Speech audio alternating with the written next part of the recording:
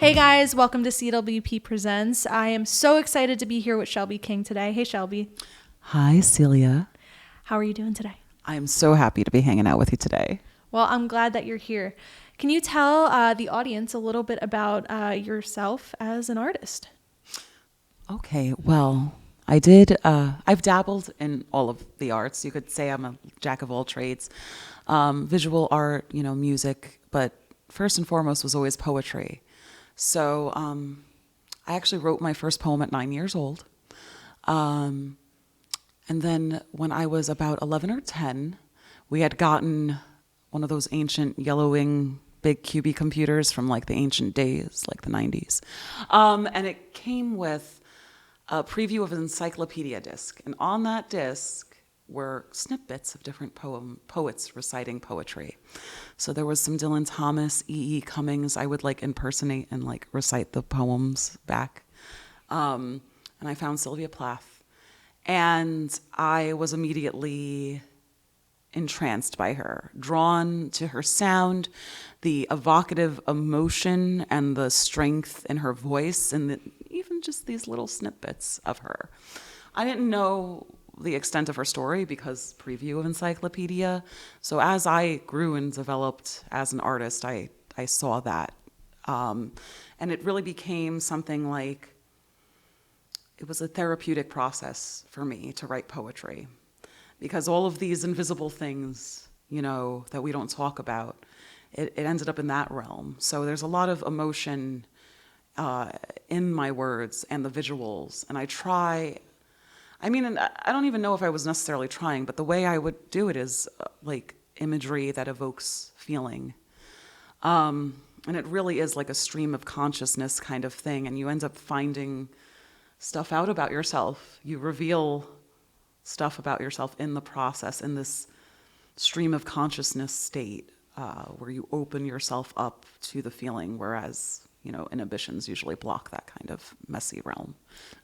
I totally get what you're saying. I think it's kind of like a therapy at that point, correct? Yeah, it is therapeutic at that point, yes. And it is something that, as I've been growing as an artist, I found out more about Sylvia Plath and her mental health and the trials and tribulations she went through, the autobiographical book Hidden as Fiction. And you start to see in art like reflections of yourself in each other, and you start to realize you're not alone in this struggle. That is like the most poignant thing that you get, is that I found even people are afraid to be their authentic self. So it becomes like there's a coded language in writing. So I just, throughout my life and my education and reading and exploring on my own even literature and things, like this is where that unspoken spiritual depth comes from. And then when that resonates with you, it's like, I'm not alone. You find it in music and poetry and art. It is really about what comes up for you. And it is so revealing to go through that process and finding yourself and processing your trauma too. It is a transformative kind of thing. And I've definitely been going through one of those. There are so many directions that I want to take this interview, but we're going to keep this about the centered. Topics. I can spread out a lot. Oh, no, it's great because I actually feel like I've been going through like a journey of like, let me figure this out. And then I started talking to people about it, and then they were like, oh, wait, I'm dealing with that too. And I'm like, what? You're dealing with this? You know what I'm talking about? And like, it's been crazy. So like, I understand what you're saying with seeing yourself within art, because sometimes like I see myself and my issues within people when I'm working with them. Yeah. And it's so amazing coming out more this year, doing the open mics and finding a community of artists, and you're seeing how much like your authentic self resonates with like a beautiful community of people. I'm like, I didn't know there were so many great people that could be found. So it's so amazing. They've been magnetized into these different centers. Definitely. And shout out to the production babes for putting that atmosphere together, and Shakedown for housing us. Yes.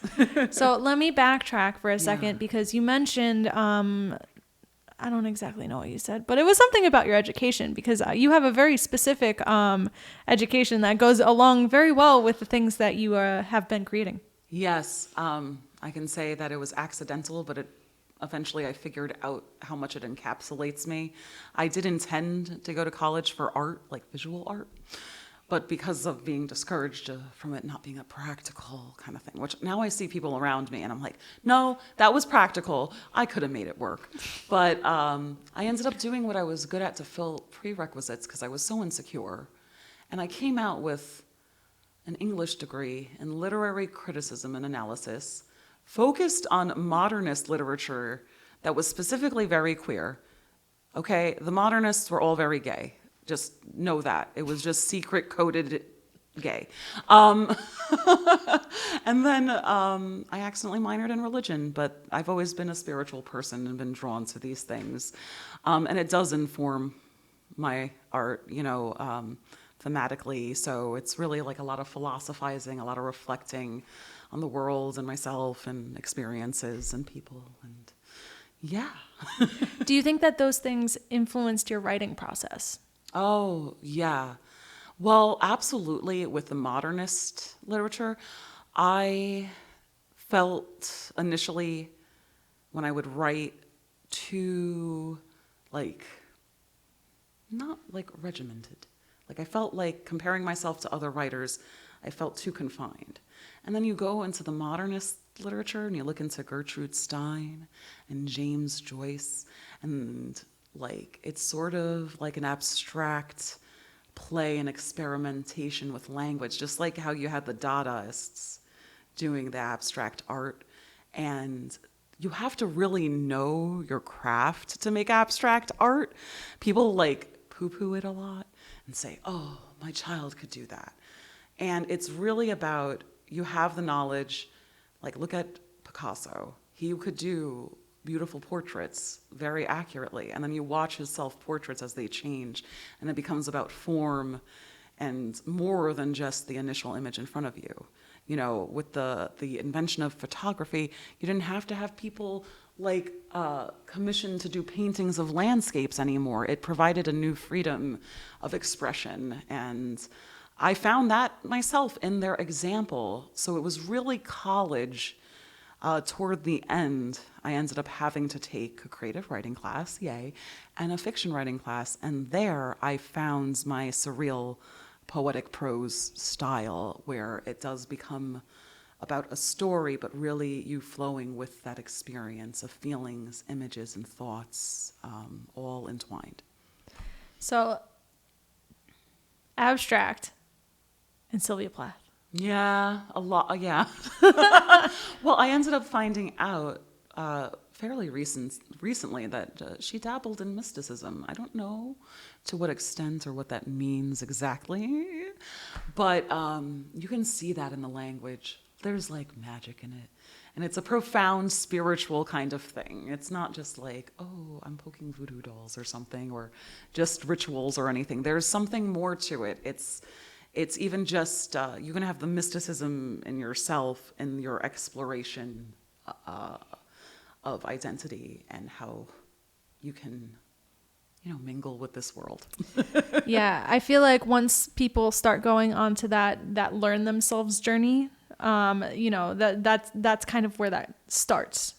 And, I feel like that's a big thing going on in 2023. Oh, yeah. The transformation, I see it in the millennials around me, and other people too, but most poignant, most powerfully, with the millennials, embracing themselves, their identity, their expression. I love that colorful hair has become work acceptable in most contexts, and I'm yes, let us be. What does it matter? If I come into a place with orange hair. Yeah, definitely. But speaking of transformation, you started as a writer, but then you started performing, correct? Or at least recording and things along those lines. How did you come up with your, I guess, performance persona? This persona has been in development for a long time. Obviously, Shelby King is a stage name. What? You're adorable. It actually came from To the Lighthouse by Virginia Woolf.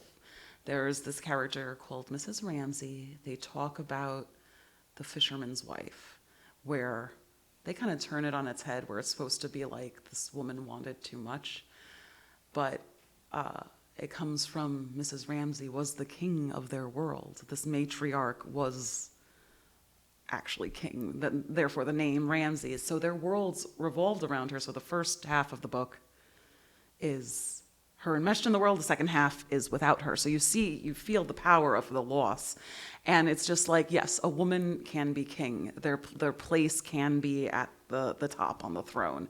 So it was that, and it was about taking power for women. And then from there, I did music for a while, where I developed my sound. I'm very dark, actually. It's so funny. When I was writing music, Chaka, my partner, dubbed my style funeral pop because it was catchy, but about death and darkness. So that sounds very Melanie Martinez. I've heard of her. I should look into her. Yeah, that it's like, oh, this is a nice pop song, and then you're like, those are the lyrics. Well, it's dark, but it's still catchy. So it's like a dark folk, rough, grungy sound. I have to send you some Chloe Moriando. Doesn't matter. I'll send you my track from 2009. That's the only thing I have recorded. But from there, that fell to the wayside for various reasons.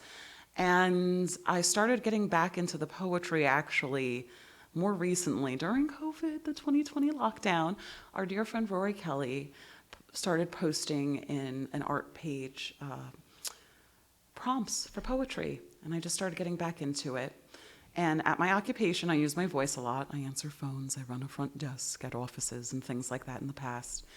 And it would be every day, multiple people, practically nearly every day, like, you should do something with your voice.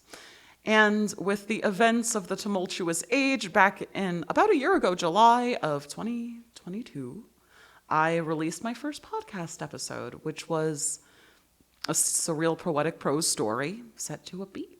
And I enjoy it. I am happy. I haven't been advertising it a lot, but I've been getting listens in France and Australia and Germany, probably because it has French in the name. But I mean, that doesn't make it any less of a listen. Yes. So again, what is the name of the podcast? It is called The Somnambulist Dreamcast. Somnambulist is French for sleepwalker. It sounds nice. I'm all about that.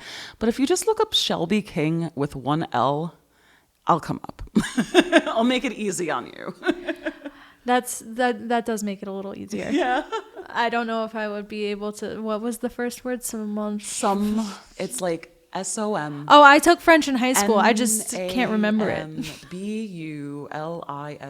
Somnambulist. Got it. So we recorded a couple of things, which are going to come out tomorrow if you are watching this at the time of release. And one of those I feel like goes along with your podcast, like with the beat. Vibe. Yeah. And this is one that I've seen you perform live. Where did the idea for pairing? Oh, the music and the sound together? Exactly. You know what? That piece was the first thing I did before I even did the podcast. With the podcast, I've been using Launchpad to make beats. With this initial thing, it was during COVID, I ended up getting into this philosopher, Philip Mainlander. And at the time, in 2020, there wasn't much on this guy. He's like the nicest pessimist. Like, apparently he's like the most optimistic pessimist you'd find, Philip Mainlander. So the only thing I could find on him really was this artist named Docecism, who wrote a piece on Philip Mainlander. And I ended up just listening to it and reflecting. And I wanted to write a poem about Philip Mainlander. And I accidentally started writing it to the beat. And I'm just like, you know what? I'm going to keep going with this. And it just worked. It fit right. It resonated so much with me. And then from there, I guess that was the seed that led to, it was probably like a year and a half later, the actual podcast coming into being. So yeah, that's where we started. That's awesome. And I can't wait for you guys to see what we shot. So one more time, where can people find you? Where can people follow you? So you can find me on the Instagram at Somnambulist Dreamcast. I do have a personal page, they.shelbyking. It's they, King. That's my fun one. I get silly there. I'll post my art on there too. And then I'm on all of the platforms for the podcast itself. Just search Shelby King. You'll find me. Thank you so much for being here. And I am so excited to show everyone what we recorded. Yeah, thank you so much for having me. It's been a delight, a pleasure. You're wonderful. Thank you. I'm learning how to take compliments, everyone. So thank you so much. And we will see you next time.